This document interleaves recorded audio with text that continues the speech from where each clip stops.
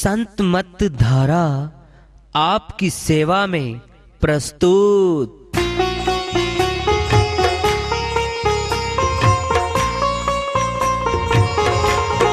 जो चाहता है प्रभु प्यारा, वो आओ संत मत धारा।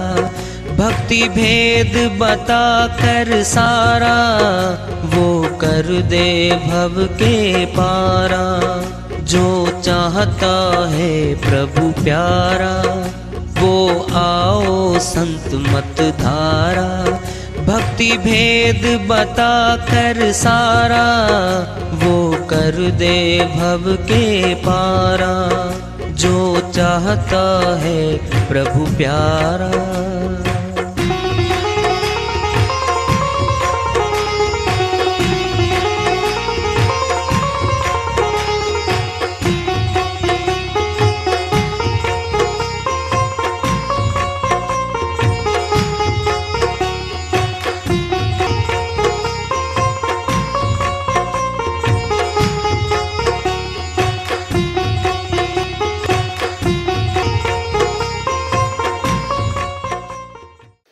परम पूज्य सदैव स्मरणीय सदगुरु साहिब की जय हो।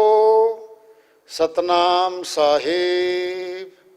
आदरणीय सर्व संतों की जय हो।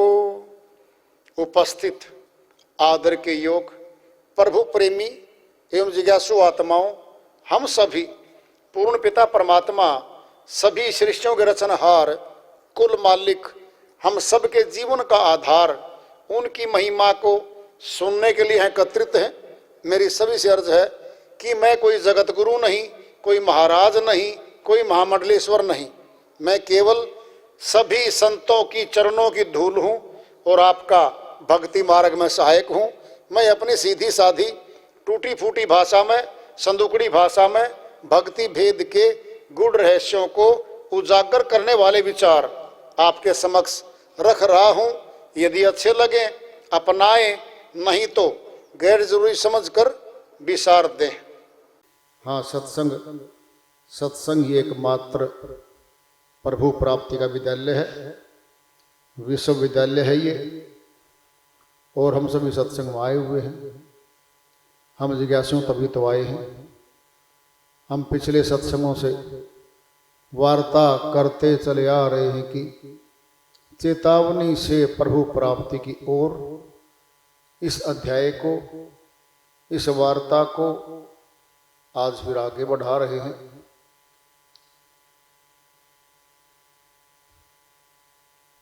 सत्संग बिन विवेक न होई, राम कृपा बिना सुलभ न सोई। श्रोमणी गोस्वामी जी महाराज एक बहुत बड़ी बात अपनी वाणी में समझाना चाहते हैं। सत्संग के बिना विवेक की जागृति नहीं होती, और परमात्मा की कृपा तो भाई जीव पे तभी हो जाती है जब मनुष्य तन मिलता है।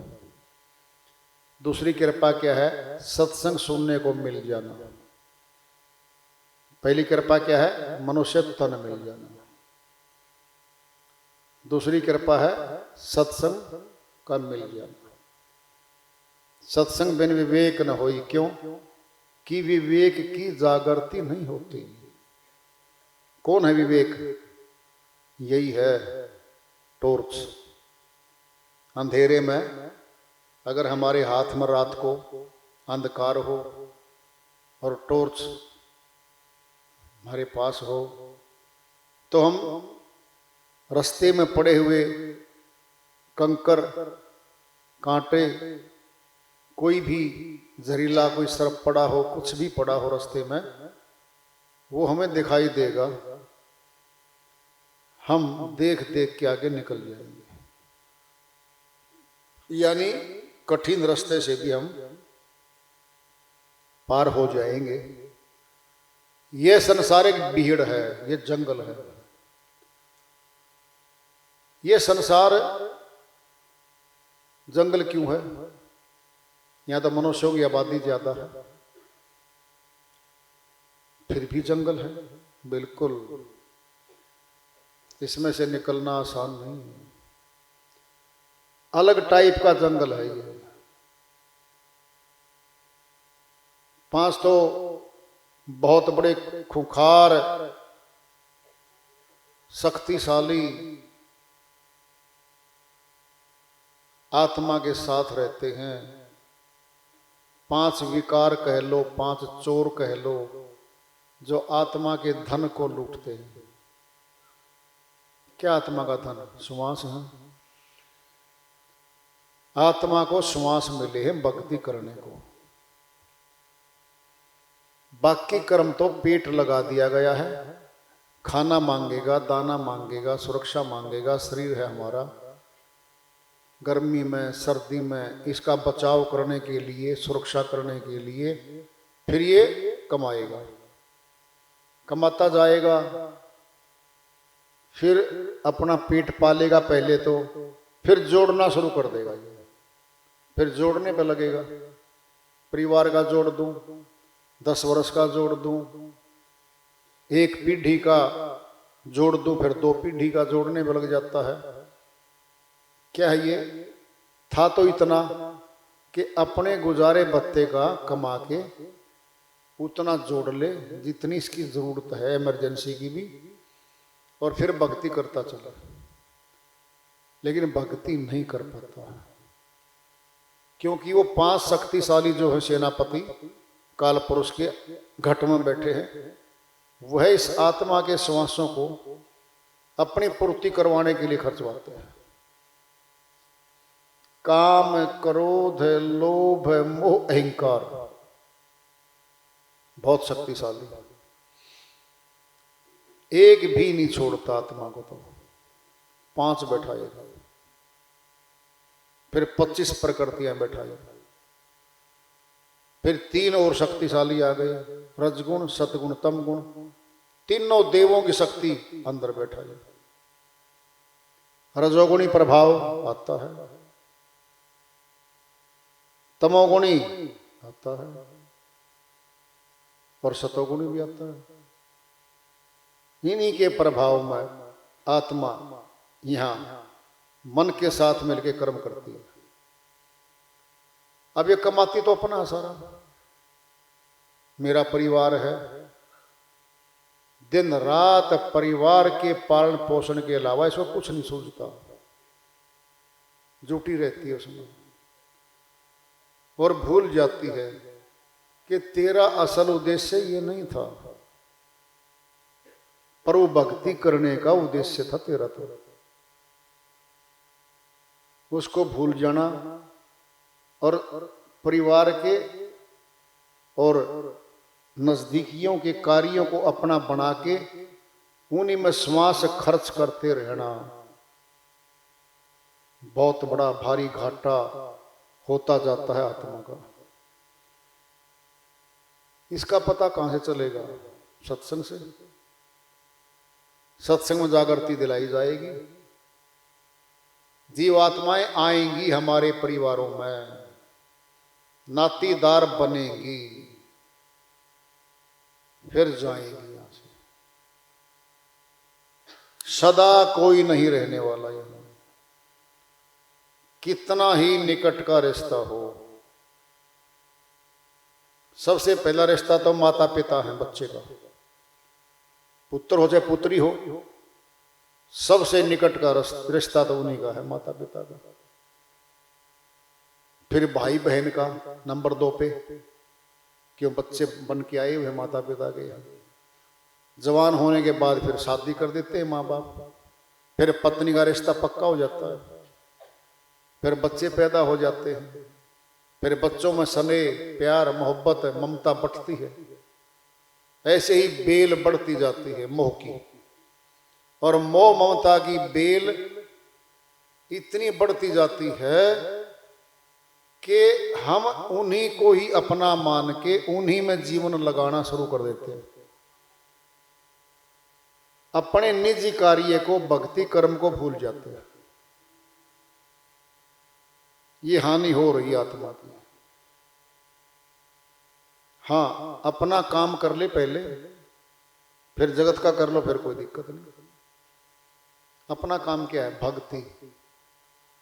2.5-3 घंटे की भक्ति पहले अपनी कर ले, काम पे जाने से पहले, जगत का काम शुरू करने से पहले कर लें, फिर हार नहीं होती,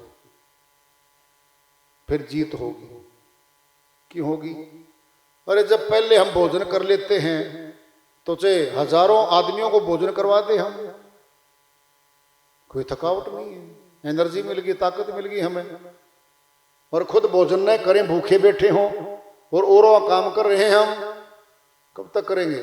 निढाल हो जाएंगे, बैठ जाएंगे, काम नहीं कर पाएंगे, उनका नहीं कर पाएंगे, न अपना कर सकते न उनका कर सकते।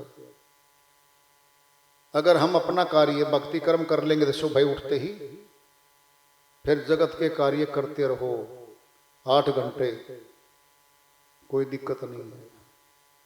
जो सुबह भक्ति अपनी पूरी कर लेता है वह भय रहित हो जाता है कि आज का काम तो मैंने पूरा कर लिया, आगे फिर टाइम बढ़ा लेगा, शाम का टाइम मिलेगा तो और बढ़िया मिलेगा। ऐसे करते करते आत्मशक्ति बढ़ने लगती है, विवेक जागृत होता है। फिर आते वो कार्य जो करती रही पहले, जिनमें पाप कर्म शामिल थे, उन पाप कर्मों को गिन के एक एक करके छोड़ेगी। पैर में कांटे लग गए हमारे, ध्यान से सुन लो। हम बच्चे थे भाई, दृष्टांत ले लो, खुद का ही है, किसी दूसरे का नहीं है। जूते कम पहनते थे पहली दूसरी तीसरी क्लास तक बच्चे गांव के वैसे भागते फिरते थे नंगे पैर, और कांटे बहुत होते थे, लग जाते थे। तो कांटे निकालते थे, तब हम पता क्या करते थे? जो दिखता था कांटा ऊपर, सबसे ऊपर दिखता था, उसको निकालते थे, नकचुंडी से खींच दिया, फिर दिख रहा है, अंदर घुस रहा है, वो सुई से कुरेद के फिर चिमटी से पकड़े, फिर खींच दिया। अब देखना जरा, कुछ कांटे अंदर गए और दिख नहीं रहे।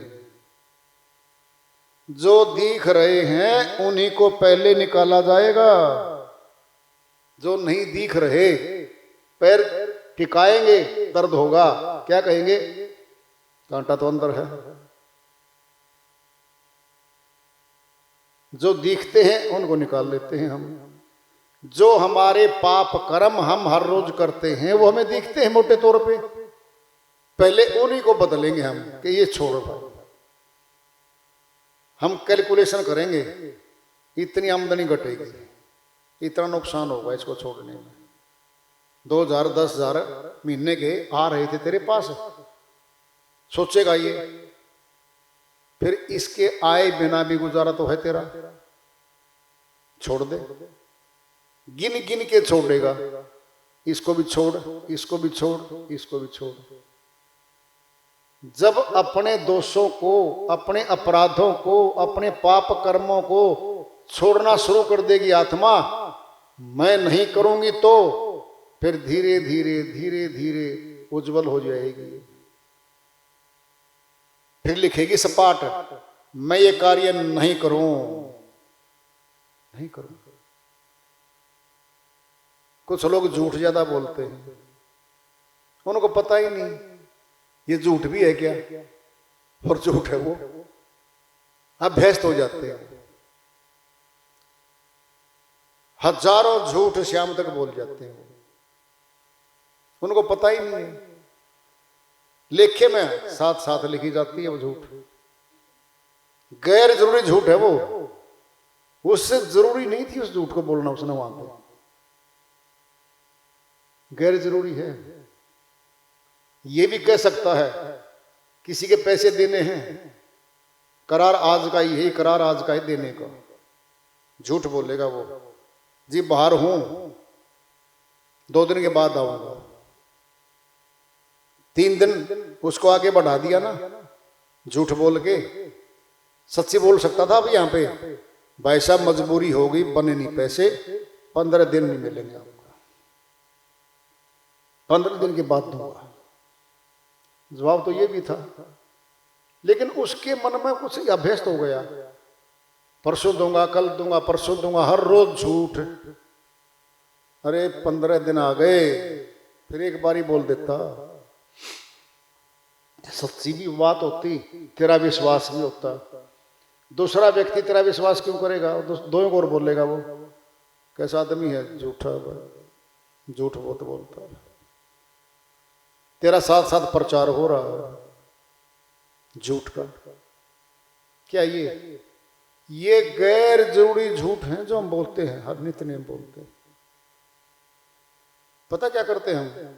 शाम तक हमारे से काम नहीं बनना, वो सामने वाला बोलेगा शाम तक काम हो जाएगा, शाम किसकी होने दूंगा, अभी लो 2 घंटे में काम कर दूंगा। और उसको पता है 3 दिन तक भी तू काम नहीं कर पाएगा उसका। झूठ बोल रहा। क्यों बोल रहा? ये पाप कर्म बनने लग रहा है। सीधा बोल दे, टाइम मिलेगा तो जी करूंगा, और नहीं मिलेगा तो मैं आज कल भी नहीं कर पाऊंगा। एक बार नाराज होगा, फिर 3 बार नाराज करोगे आप उसको। उस दिन हुआ नहीं, अगले दिन कह दिया, हुआ नहीं, फिर 3 दिन झूठ बोली गई आपको। एक ही दिन बोल देते, समय रह गया, हो पाया तो करूंगा आज, नहीं तो कल, और कल भी नहीं हुआ तो परसों तो कर दूंगा मैं तेरा कार्य, और परसों ही बनना था वो कार्य। झूठ बोलता है। ये पहचानेगा अपने आप को इन बातों से कि मैं ऐसे ही झूठ बोलता हूं बेकार की। सुधारेगा, अब बोलेगा, भाई साहब झूठ बुलवाना हो तो बुलवा ले, अब 10 दिन तेरे पैसे नहीं मिलने। और मैं तो ये कहता हूं 15 दिन दे दे मेरे को, तो मैं पूरे दे दूंगा 15 दिन में। ले ले 15 दिन, क्या दिक्कत है? एक बार उसको थोड़ा आएगा गुस्सा, लेकिन जब 15 दिन में दोगे तो ये कहेगा जबान का पक्का आदमी है। ये भी है। ये तो दृष्टांत एक दिया है, हमारे साथ तो हजारों बातें हैं। लेन देन की भी हैं, सामान देने की भी हैं, और आने जाने की भी हैं। कल पक्का आ जाऊंगा मैं, आना ही नहीं, 3 दिन बाहर है श्रीमान जी, झूठ बोल रहा है। ऐसी ऐसी हजारों बातें हमारे साथ। गैर जरूरी झूठ बोल लेते हैं हम हर रोज।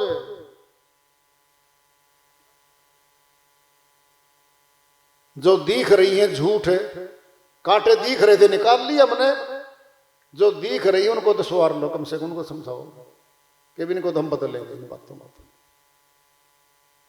फिर है मिलावट। मिलावट करके क्यों दे भाई? दिख रहा है, सामने दिख रहा है। ये ऐसे पाप कर्म हैं जो हर रोज करते हैं हम, लेकिन धीरे धीरे फंसे थे उनमें और धीरे धीरे निकलेंगे उनसे। ये ऐसे पाप कर्म हैं जो रोज करते हैं हम, इनको धीरे धीरे सुधारेंगे तो सुधर ही जाएंगे हम। और विशेषकर सत्संग में आने के बाद हमारा व्यवहार नहीं बदला, आचार विचार नहीं बदले, फिर क्या बदला? फिर क्या बदलने आए थे? पड़ोसी और दोस्त ये कहते मिले ना हमारे को, सुने कहीं से, बदल गया ये आदमी, तो बहुत अच्छा बन गया भाई।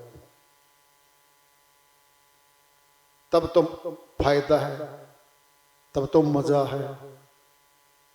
और पड़ोसी और कोई दूसरे जानकार अगर यही कहें, जिस सत्संग में जाते 10 साल हो गए इसको, तो न व्यवहार में परिवर्तन, कट्टू वचन, गाली गलोच, ताना कसी, वही झूठ झपाट, वही सारी बीमारियां भरी पड़ी इसमें, तो फिर क्या फायदा है सत्संग जाने का? फिर तो एक फिल्म आई थी पहले, हम नहीं सुधरेंगे, नाम ही टिका दिया था तो अगले ने, प्रोड्यूसर ने, हम नहीं सुधरेंगे। जिन्हें नहीं सुधरना वो तो सुधरते नहीं भाई, जिन्हें सुधरना है वो सुधर सकते हैं। शुरुआत तो कहीं से करनी पड़ेगी हमें। एक दिन आएगा जिस दिन हम शुरुआत करेंगे। हम नहीं कहते आज से कर दो, 10 दिन से कर दो, महीने से कर दो ना, 2 महीने टिका लो कि फलानी तारीख के बाद में ये फला फला चीजें छोड़ दूंगा, बदलना शुरू करो। क्या होगा उससे? अरे आत्म सम्मान भी चाहिए है हमें। हमारी तो आत्म हानि हो रही है उन पाप कर्मों के कारण।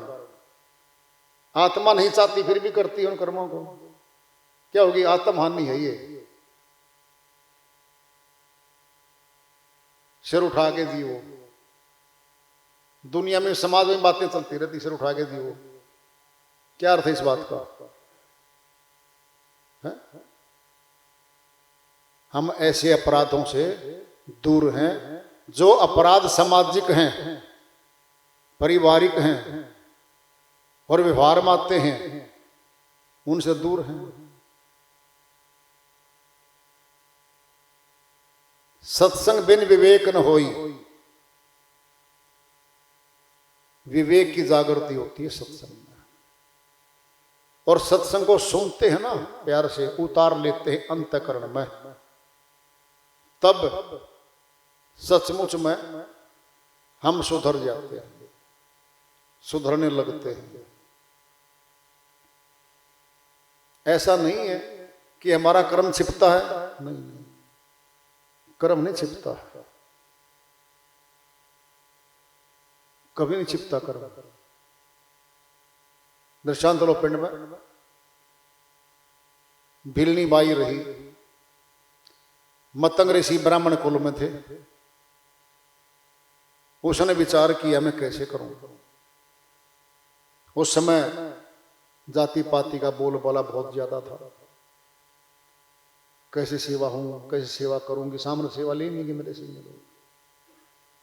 लकड़ियां दिन में काटती, सूखी लकड़ियां इकट्ठी करती, भरोटा बांध के और ईश्वर के आश्रम में फेंक जाती।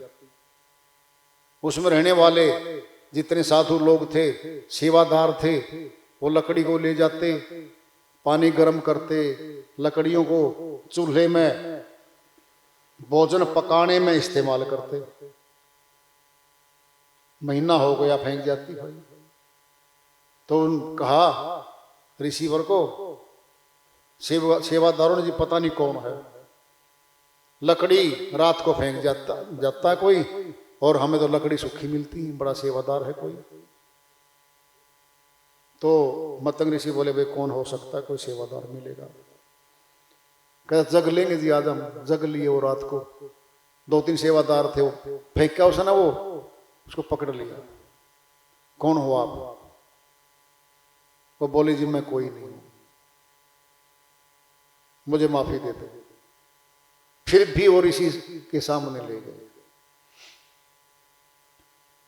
तो उसकी वेशभूषा देख के, उसका सिस्टम देख के उन्होंने अनुमान लगाया भाई ये किसी छोटी जाति की लगती है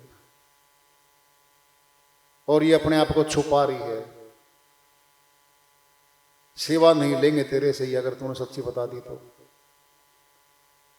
उसने सच्ची बात बोल दी कि सीधी सेवा तुम ले, मेरी नहीं स्वीकार करने वाले थे, मैं तो ये डाल देती हूं।